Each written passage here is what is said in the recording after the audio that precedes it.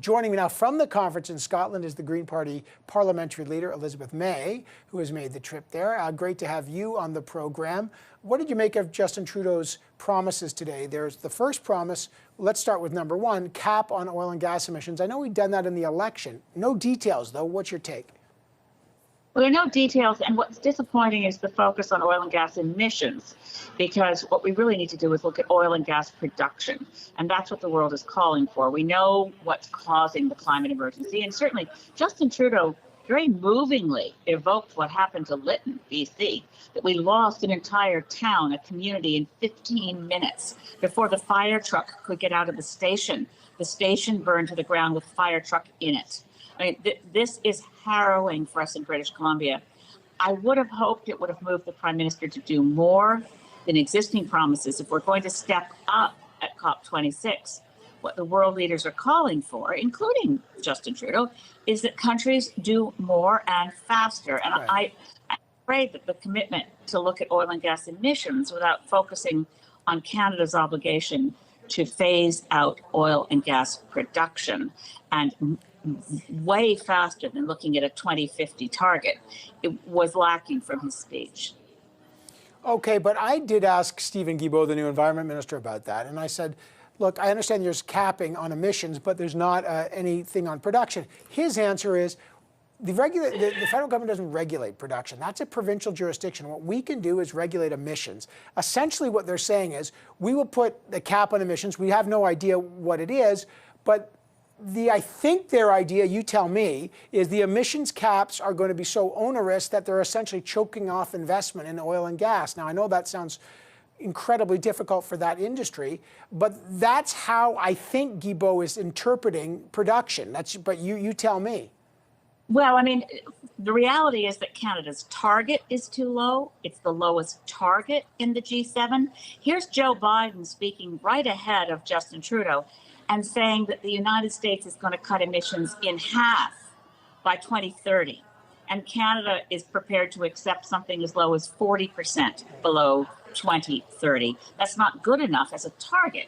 On top of that, we really realized that, Joe Biden got elected, kept his promise to cancel the Keystone Pipeline, and Canada complained, and vociferously. So if we're going to step up and appear to be and really be climate leaders, we have to be guided by the science. We have to do everything we can.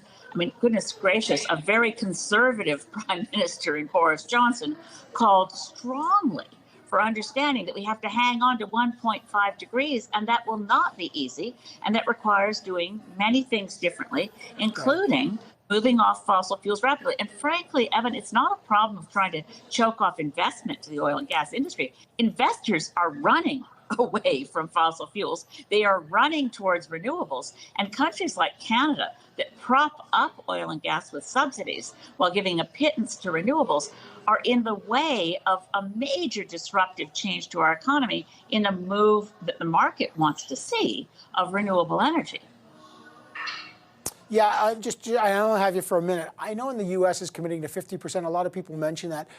A lot of environmentalists say that is true. It's more than Canada, but they have low-hanging fruit that Canada has already plucked. For example, we closed carbon-fire electric generating plants, for example, in the province of Ontario. I know there's still 4 provinces that do it, but they haven't. So they're going to close coal. So, they're starting from a much different position than Canada. And so, you have clean prosperity people like Michael Bernstein saying actually 45% is actually pretty good for Canada, given that we've already done a lot of work on the coal side.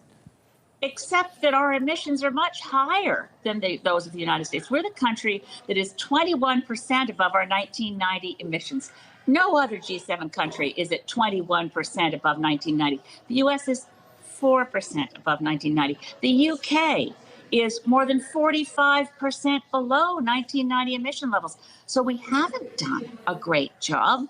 The reality is we are laggards. We can do much, much more. And Clean Prosperity Initiative has given the government a good grade to our target. But if our target is, as scientists will tell you, it is far too low to achieve 1.5 degrees, it doesn't matter what our target is. I mean, people keep using wartime analogies, Evan, and I keep thinking, okay, at the beginning of the Second World War, who was closer to their target? Neville Chamberlain, who said we're fine to accept appeasement, Or Winston Churchill, this wild-eyed radical who said, we will fight, we will fight, we will defeat Nazis, we will defeat fascism. At that point, I don't think Winston Churchill had a plan. And those people who want to judge a plan against a weak target may be satisfied where Canada is today at the opening of COP. I hope we will do better in the next 2 weeks than we did today.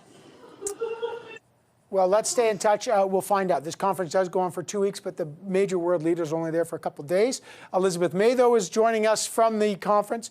We'll continue to check in with you. Thank you, Elizabeth May. I think she might have been to almost all 26 of these things. Thanks, Elizabeth May.